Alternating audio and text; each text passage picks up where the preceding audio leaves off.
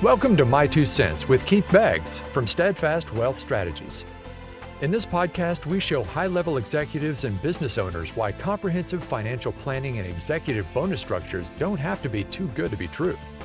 Keith draws on his experience in realistic financial planning, and expert guests share his 2 cents about academically based financial planning that you have to hear to believe. Now, on to the show.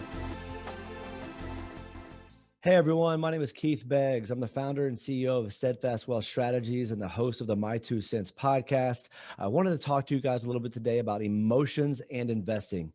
Emotions can be a great asset in life, but when it comes to investing, they may be a liability. There's some great decisions we can make with our emotions. I would say marriage is a decision, right, that we probably make more with our emotions than logic. But when it comes to investing, we really need to put our emotions on the sidelines when we're making these decisions.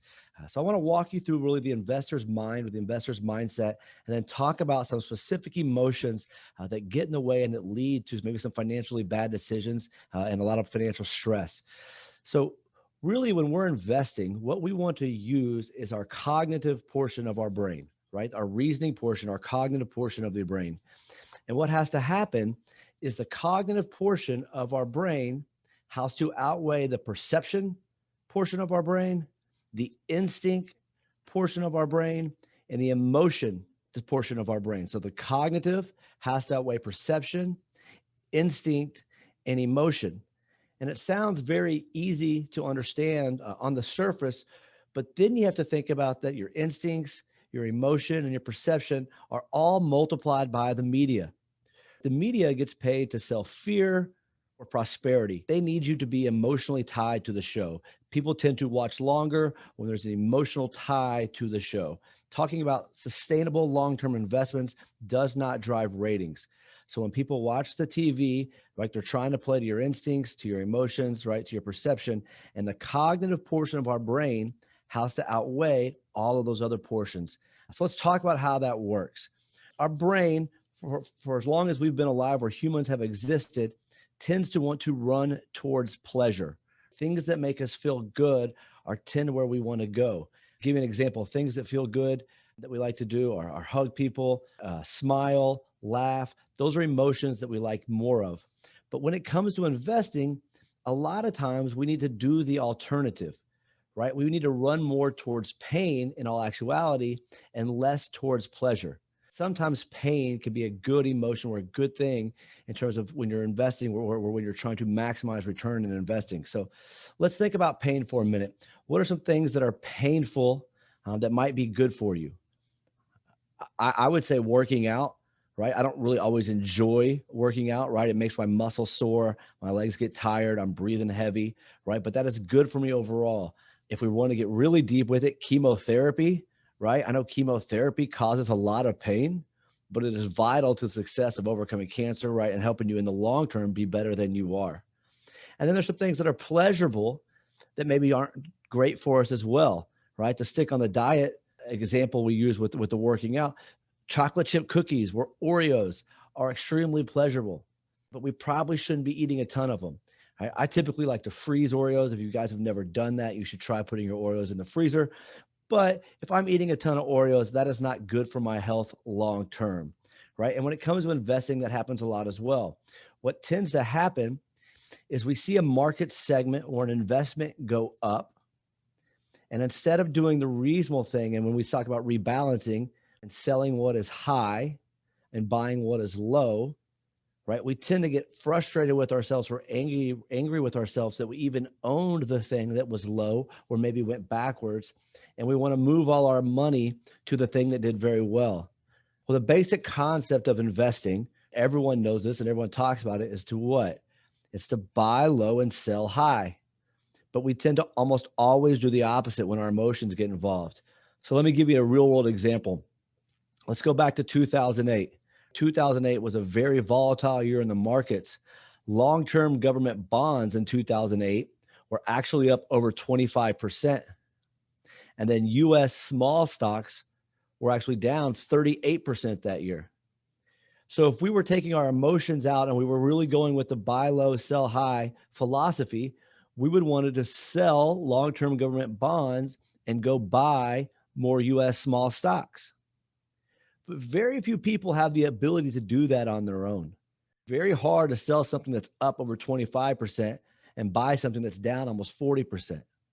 Typically, what you saw at this time where people were getting out of the market and they were running towards bonds.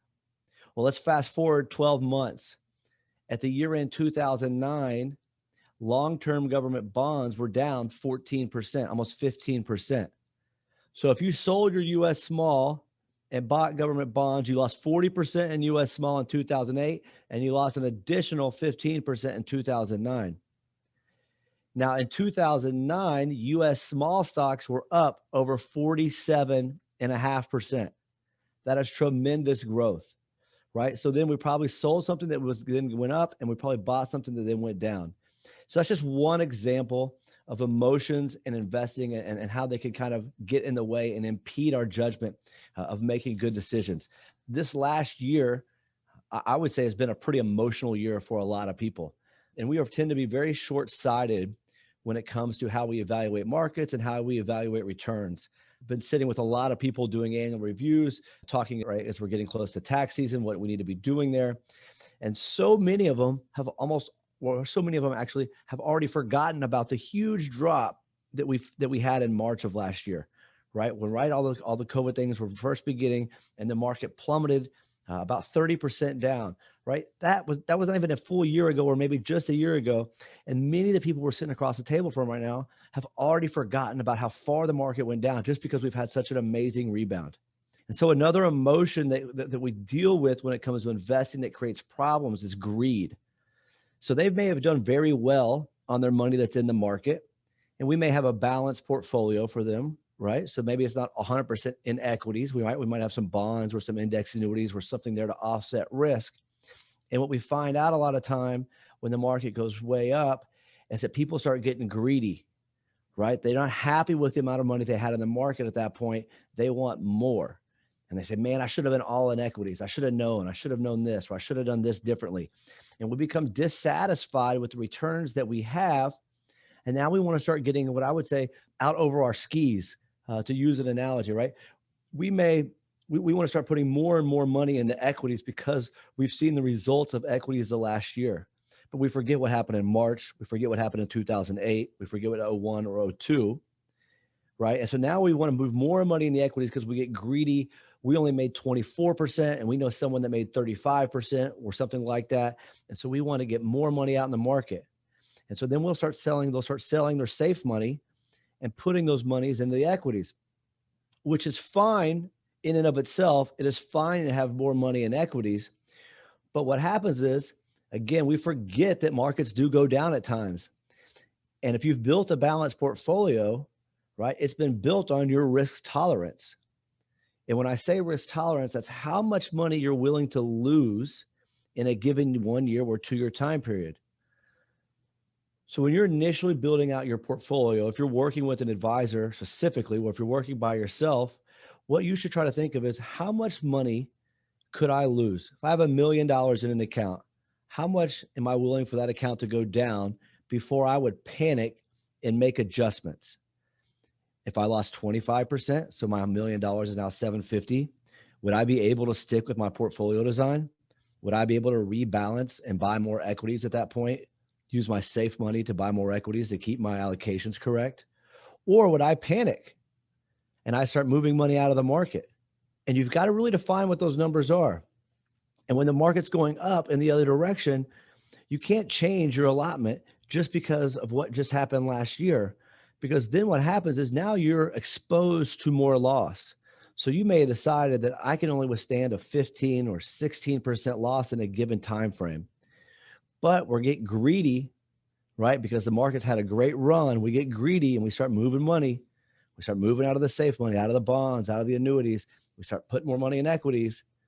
And then bam, right? The market drops. We hit a bear market and we lose 20, 25%. And we panic. Oh my gosh, I never knew I could lose so much money. And then what do? Well, what we should be doing when the market is down is buying more equities. Right? If we believe in markets long-term, when the market's down, that's a time to buy. That's a time to sell fixed income and buy equities. But what happens for most people is they got greedy, they got too much money in equities, they didn't know how much money they could lose at a given time, and they panic and they start pulling all their money out of the market. And once you pull your money out of the market, right, you're going to miss it when it bounces back up, and you're not going to capture those returns. You're going to lock in those losses. And it's going to be very, very hard for you to get back to your previous high or to get a growth at that point. And that's why so many people underperform the market, right? They'll have a big drop, they'll panic, right? Fear sets in at that point. Another emotion that's not good with investing. Fear sets in. Oh my gosh, this may not be the bottom. It could get worse. Let's get out. Let's get out. Let's get out. And they move all their equities out. And then what do most people typically do? Well, they wait and they see the market going back up, and then the market has a big year, right? But it's too late at that point. You missed it. You missed the big jump, the recovery. You'd pulled your money out, and now you're getting in after that. A lot of that bounce back has happened. You've missed a lot of those returns. So when you're building a portfolio, you have to really define what your risk tolerance is, and you can change your portfolio allocations over time, right? You may get a raise in a job or a pay increase, and so you have some additional money. We may want to go more to equities. You may get an inheritance. Maybe your Social Security is more than you thought it was going to be, where your pension's paying more. There's a lot of reasons that you might change, right, your risk tolerance or your portfolio balance. But fear or greed should not be one of them. You shouldn't, when you meet with your advisor and because you had a good year, decide that I now want to be more in equities because the market was doing really good that year. That's not how these decisions should be made. They should be made way previous, way earlier than that. And then you should be managing those decisions. Greed, very, very, very bad emotion to use when investing. Fear is a very bad emotion to have during investing, right? Impatience is another one, right? It kind of ties into what we're talking about, right? We may have put into a certain market segment.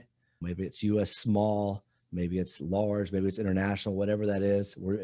And we get impatient if we don't get the immediate returns that we were expecting, right? And then we say, what were we even thinking going into that market segment for? We're buying that stock, and we get impatient, and then we bounce, and we're bouncing around a lot. And it's very hard to make money if you're always moving around. We're always chasing returns. Typically, by the time you get there, you've missed the return. So you need to build a balanced portfolio. You need to be patient. Any money that you have in equities or in the market should be a long-term investment. I'm going to say that again. Any money that you have in equities or that you have in the market needs to have a long-term time horizon. Your short-term income needs or money needs should not be in equities, right? They should be in bonds. They should be in index annuities. They should be in cash. You need to have, in our minds, a 10, 15, 20-year outlay on your money in the market. And if you do that and you build a balanced portfolio, then you'll be way better off than if you're panicking or basing decisions on short-term market movements and short-term income needs. You need to protect your short-term income either with bonds, cash, fixed income type products, and then have an equity portfolio built for the long haul. So there's been a number of studies done on this type of things. And one of the great ones out there is a Dr. Daniel Kahneman. He was a 2002 Nobel Prize winner of economics. And some of the things that he found in turning out behavioral economics are, when faced with uncertainty, investors tend to make decisions based on their emotions and subjective experiences, not on logic or objective reality. And as a result, investors can easily make the wrong decision for their individual situation. One of the things that we really try to do here is coach clients through the randomness of the short-term market and to really keep their eye on the long term. It's very hard to do. Most people that aren't full-time working on investments, right? They have their own job, they're retired, they're doing other things. This is not their long-term approach. And a lot of times it helps to get outside coaching, right? Some of the smartest people in the world or best athletes in the world still receive outside coaching. And they do that because internally it's hard to make the right decision all the time. And with investing, I think that's specifically the case. And so if you're working with an advisor, or we like to call ourselves a financial coach, they should be able to coach you through these emotions and help you think long-term have the ability to sell what's doing very well, right, and buy what's down. We call that rebalancing. And then to keep our emotions out of these short-term decisions so that we can have a long-term success in the markets. And another emotion I think that causes a lot of problems is competitiveness. And I'm not really sure if you would even call that an emotion, but you might be at a Christmas party or a kid's baseball game or recital, and you'll hear someone tell you how amazing they're doing in the market, or maybe it's with crypto or with whatever they're investing in. And we start to think, man, we're not getting those type of returns. Maybe we're doing this wrong. I can't believe he's beating me. I need to figure something out. I got to get ahead of him. And I would say that's a bad emotion or a bad way to go about investing, because I'll tell you, that gentleman or that lady, they're never going to tell you about their bad years, right? No one's walking around the Christmas party sharing when they lose 25, 30%, or when something doesn't work out, right? We tend to only share our success stories. So don't get in a competitive nature with returns. Another emotion that we see a lot of people struggle with is loyalty. You say, well, how does loyalty involve with investing? Well, I'll give you an example. My dad worked for Mobil for a number of years, and ExxonMobil was a great company for our family. But when my dad retired, his portfolio was way overweighted to Mobil stock. It was way too large of a percentage of his overall portfolio.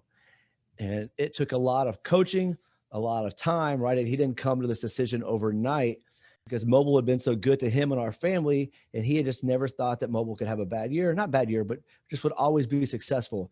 But again, we don't want to have too much of our investments or our retirement weighted in one stock or one company. Too many big companies have failed, and no company is too big to fail. And so it took a lot of coaching and work with him to say that, look, we can own Mobil, but it doesn't need to be 30% of our overall portfolio.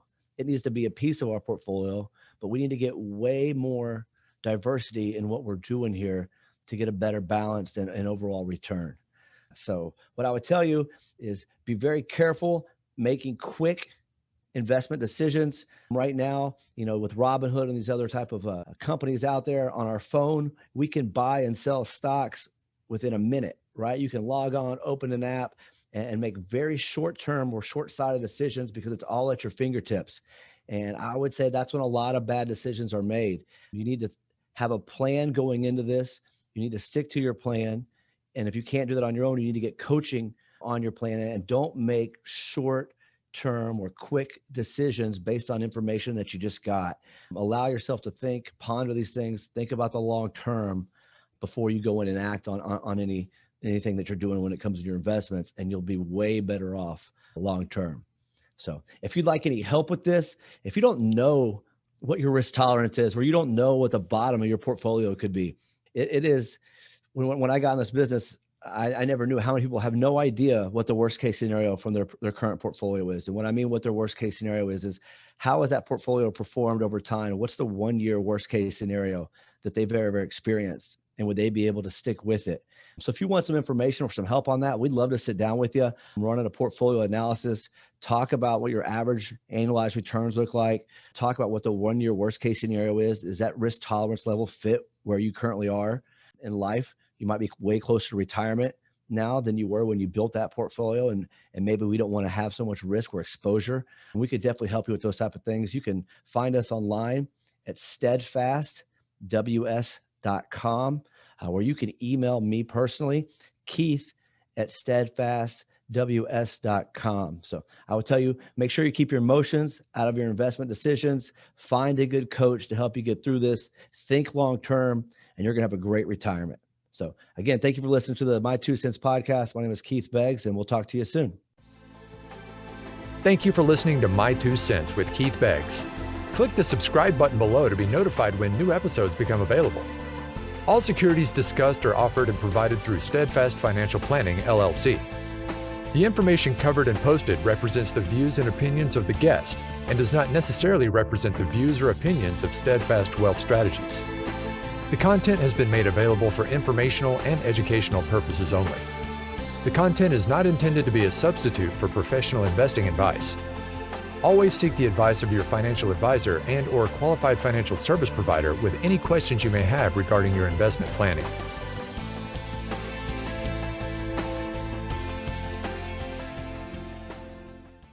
This podcast is not intended to provide specific investment, financial planning, tax, or legal advice. It is intended for educational purposes only. Please consult your tax advisor, financial advisor, or legal professional for specific advice on your specific situation.